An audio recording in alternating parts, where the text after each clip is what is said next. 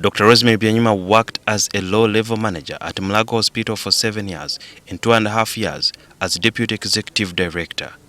NTV spoke to Byanyima, who took the mantle yesterday, on her plans to transform Mulago. The hospital has a 30-year master plan, and also last year we finished making our 5-year strategic plan. So I have to stick to the plans. What are some of those core issues that you're going to tackle in the 5-year plan? The core, of course, is around patient care. But patient care, of course, goes with good management of the institution. You go to like the emergency ward. There have been complaints year in, year out that people come when they reach because maybe they are picked at accident scenes, and when they are dropped at Mulago, they are not attended to for several hours, and even some have even reached a point of dying. So how do you intend to improve the patient care within Mulago Hospital? The people in A&E are too busy to explain to patients. Sometimes they are already attended to, but probably the care they want is beyond probably what we can offer, maybe having a bedside nurse. The Undersecretary, that is Kenneth Akiri of Ministry of Health, he said that there should be, what lacks at Mulago is mainly accountability, and that there should be systems in place to ensure that there is that accountability that is important. How do you intend to bridge the gaps? I always tell my staff that everyone is accountable. Right from the cleaner, if you give the cleaner the things, the detergents to use, the gloves and whatever, that person is accountable. If that person does not use those things very well and ends up wasting, that will affect the budget.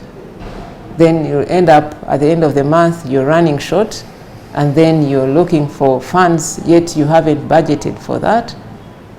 And then the cleaning is also affected. So accountability starts with all the individual staff in the hospital. Then, what do you think has gone wrong here? It's difficult to pinpoint, and at this stage I wouldn't want to apportion blame. After the interdiction of the Mulago Executive Director, that is Dr. Byarugaba, there has been a bit of tension within the staff.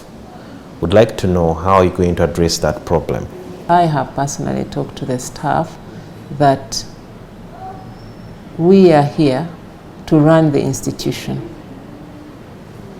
and we have responsibilities according to our appointment letters. Let's stick to that. There are several private pharmacies within Mulago premises. I would like to understand, do you really think it's important to have such pharmacies within this kind of hospital? It's a very difficult question, because I think like the investigations which were going on were whether those pharmacies are selling only drugs which are not available in our pharmacies. So one would want to look at the detailed audit of what the other pharmacies were selling versus what we provide. I do understand that there is an auditing department or an audit department within Mulago that audits what happens. Why have these things, especially what we are seeing right now, like the alleged mismanagement of 28 billion shillings, why wasn't this detected earlier? Every year we have to have an audit by the Auditor General's office, and they either give you a qualified or unqualified report. Thank you so much for your time, and wish you all the best in your new undertaking.